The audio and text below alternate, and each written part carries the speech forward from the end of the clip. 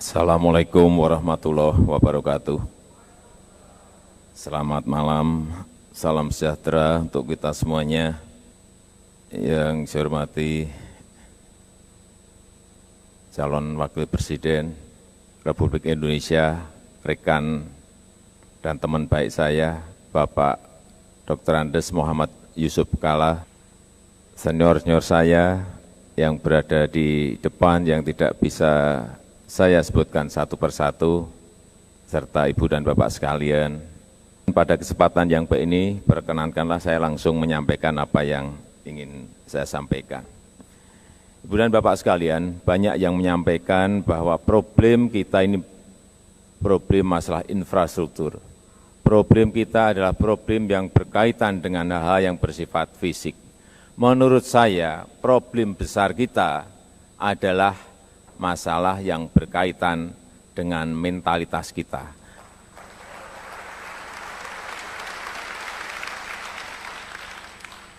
Percuma kita memiliki kekayaan yang sangat luar biasa, tetapi kita kedodoran di bidang yang namanya budaya kerja, etos kerja, karena memang itu tidak disiapkan dari sejak awal.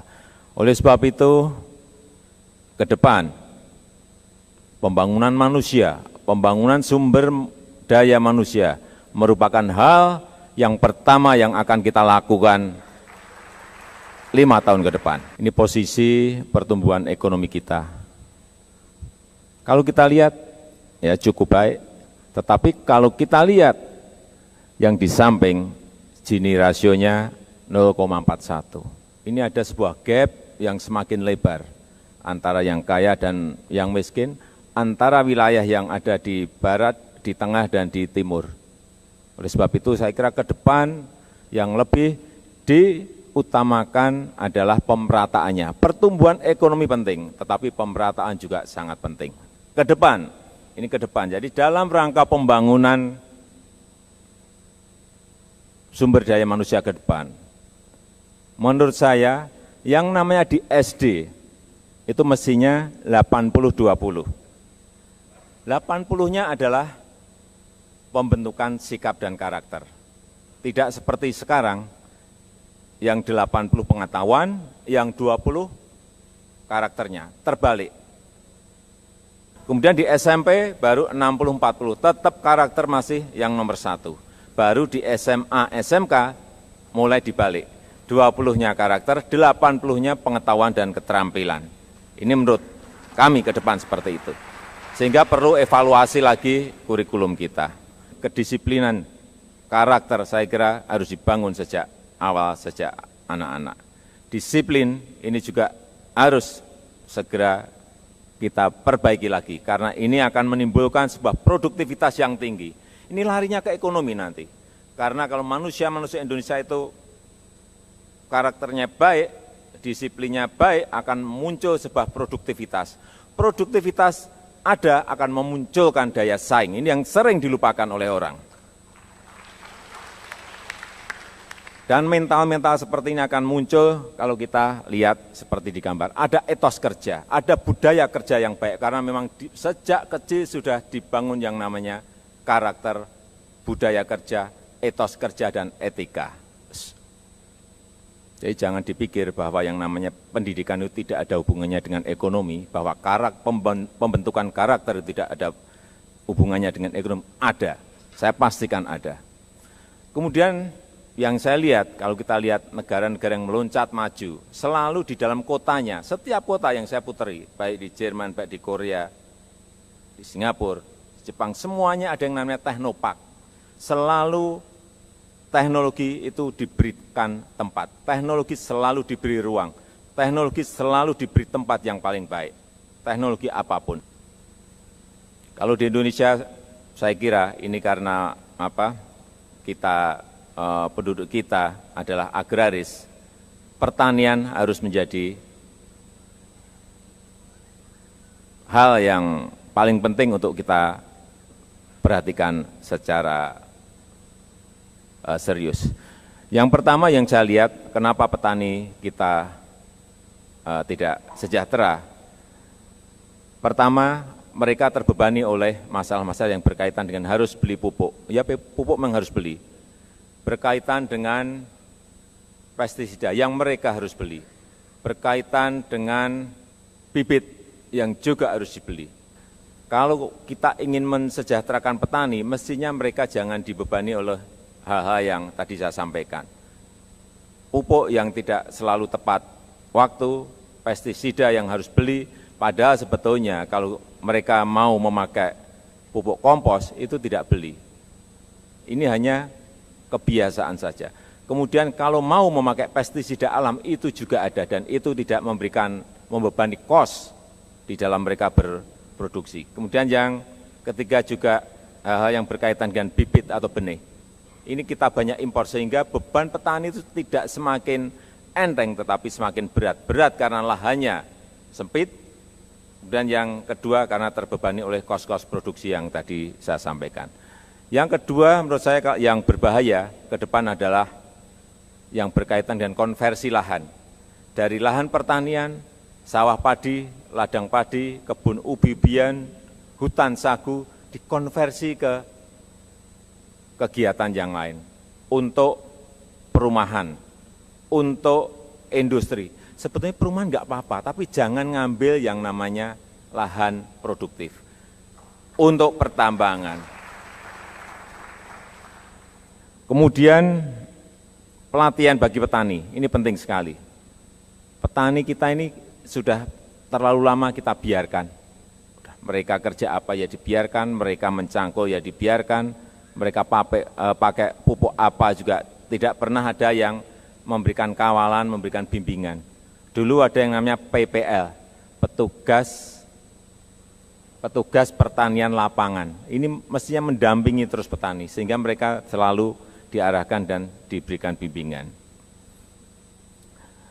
Kemudian juga antara petani dan pasar ini terlalu jauh, sehingga yang di tengah inilah yang bermain-main. Tengkulak-tengkulak yang ada di desa itu lah yang sering memainkan petani, sehingga apa? Akhirnya petani terbebani dan sawah sering banyak yang ditinggalkan karena memang antara yang dikerjakan dan yang nanti dijual betul-betul sudah tidak ada untungnya sama sekali. Yang keempat, bank yang khusus untuk petani, ini kita juga tidak memiliki, sehingga petani banyak yang kena ijon, kecil-kecil mungkin hanya 1 juta, hanya 1,5 juta, tetapi mereka terkena ijon karena mereka tidak mempunyai akses untuk masuk ke permodalan, sehingga bank petani diperlukan. Pembangunan irigasi baru, kita lihat dalam sekian tahun ini dapat dikatakan tidak ada. Buat bendungan sudah sekian tahun juga dapat dikatakan tidak ada. Sebab itu ke depan kita mentargetkan ada 25 bendungan yang akan kita bangun. Tentu saja komplit dengan irigasi sampai ke sawah. Kita pernah berbicara rice estate, pernah berbicara mencetak sawah baru, tetapi kalau bendungannya tidak dibangun, airnya dari mana? Pertanyaannya. Mestinya bendungannya dulu, irigasinya dikeluarkan, baru sawahnya yang bisa dikerjakan, tidak dibalik-balik. Membuat sawah, airnya dari mana? Bendungannya ada di mana? Ini semua perencanaan lama, ada kurang lebih 74 bendungan yang harus dikerjakan, tetapi belum ada satupun yang jadi. Kalau kita berangan-angan swasembada pangan, swasembada beras, kalau infrastruktur dasar bagi pertanian tidak dikerjakan, jangan bermimpi, jangan bermimpi, jangan bermimpi. Pemirsa, tetaplah bersama kami, jangan kemana-mana, pemaparan platform ekonomi Jokowi JK masih akan kembali sesaat lagi.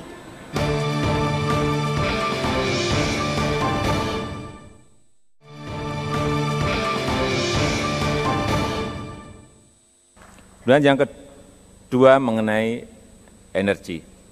Energi saya kira juga simpel-simpel sebetulnya.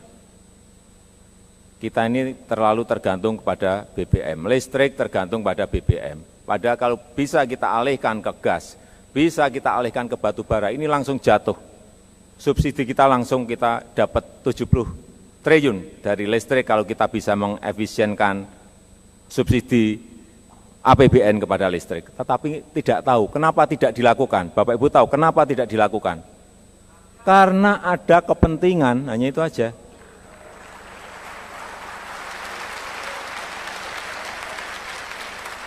Jangan dipikir rumit-rumit, saya itu orangnya sederhana. Jangan dipikir karena manajemennya sulit, jangan dipikir karena infrastrukturnya sulit. Saya selalu sampaikan, kalau waktu saya jadi wali kota, waktu saya jadi gubernur, saya juga nggak mau berpikir yang rumit-rumit. Kalau ada yang rumit ya disederhanakan, kalau ada yang sulit digampangkan, jangan dibalik-balik. Ini hal yang sangat gampang tetapi disulit-sulitkan.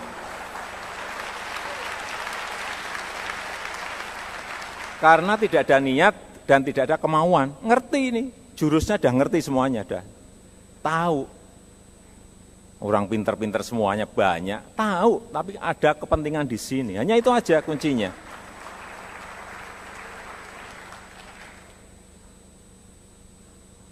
Listrik tahu semua lah, nggak usah dicerita-ceritain. Kalau mau buat listrik berapa megawatt juga gampang. Tapi problemnya saya dengar dari pelaku-pelaku, izinnya rumit, izinnya harus bayar, izinnya harus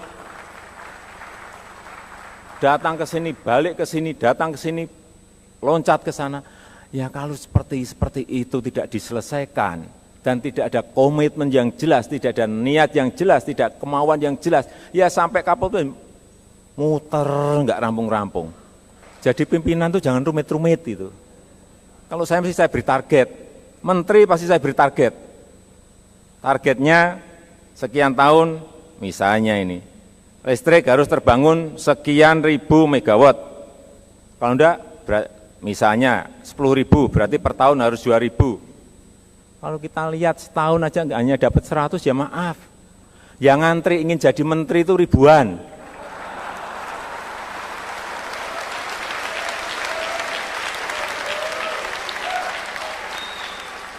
Menteri jelas nggak bisa, saya terbiasa kerja ekspor itu 3 hal, ekspor itu pegangannya. 1, competitive price. Yang kedua, quality. Yang ketiga, on time delivery, hanya itu aja. Pegangannya hanya itu. Harganya baik, kualitasnya baik, tapi kirimnya terlambat ya sudah, sorry. Buyer pasti langsung pergi, langsung hilang. Saya 24 tahun hidup dalam prinsip 3 hal ini yang terus saya ikuti. Kayu, masalah perkayuan, nyetel mesin juga bisa nyetel sendiri karena saya selalu ada di lapangan. Juga waktu jadi wali kota, jadi gubernur, kenapa saya selalu ada di lapangan? Karena saya ingin tahu problem-problem real yang ada di rakyat, yang ada di masyarakat. Masalah perizinan, ini yang ruwet di daerah, enggak di pusat, ruwet itu ada di sini, di perizinan. Saya dulu yang di Solo membuat one stop service, yang pertama kita buat hanya dalam waktu 3 bulan, di sini saya hampir 8 bulan merancang ini dan selesai. Itu pun masih,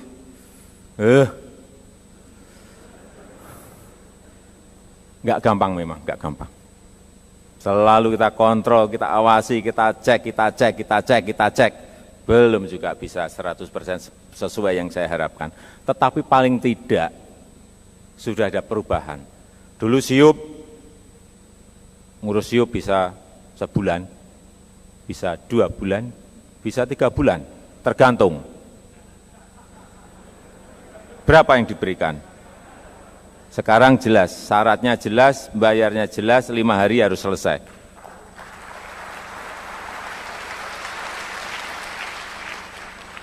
IMB juga kita sudah punya IMB online.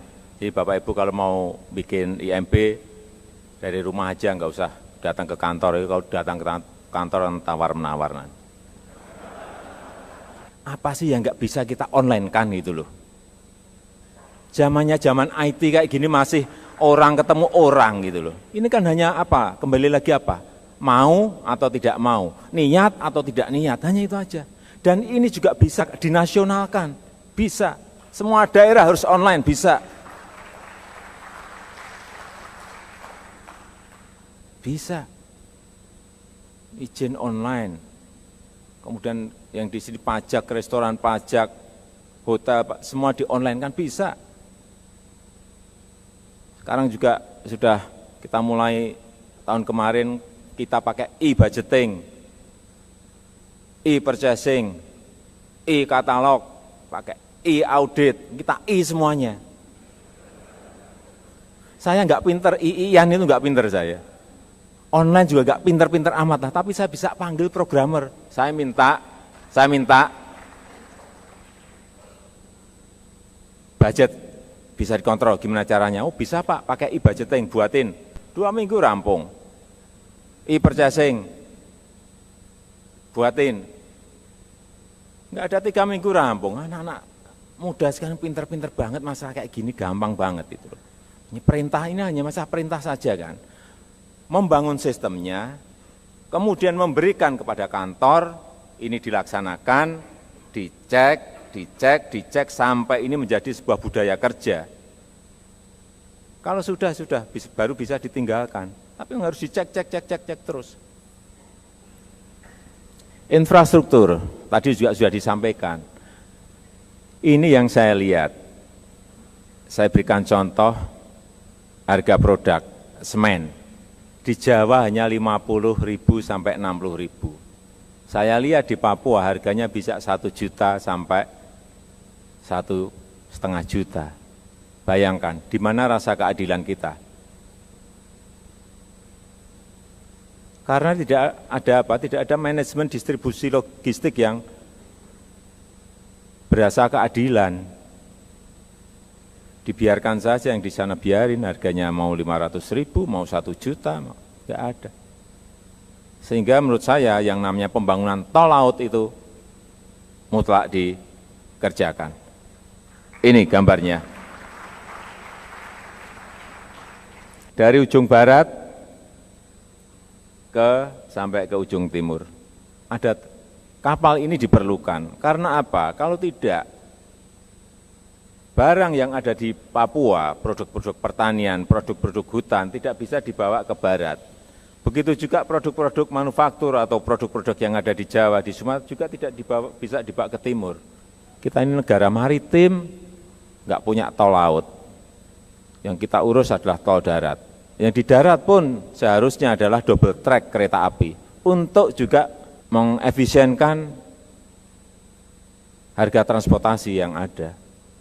Karena kos transportasi kita ini nggak di darat, nggak di laut, mahal semuanya. Sehingga double track di Sumatera, double track di Jawa, double track di Kalimantan, dan lain-lainnya itu sangat diperlukan. Dan saya sudah punya hitung-hitungan, juga bukan uang yang banyak. Kalau APBN mampu, silahkan kerjakan dengan APBN. Kalau APBN tidak mampu, investor banyak yang ngantri, banyak sekali. Asal kembali lagi perizinannya jangan dirumit-rumitkan. Kuncinya hanya di situ aja.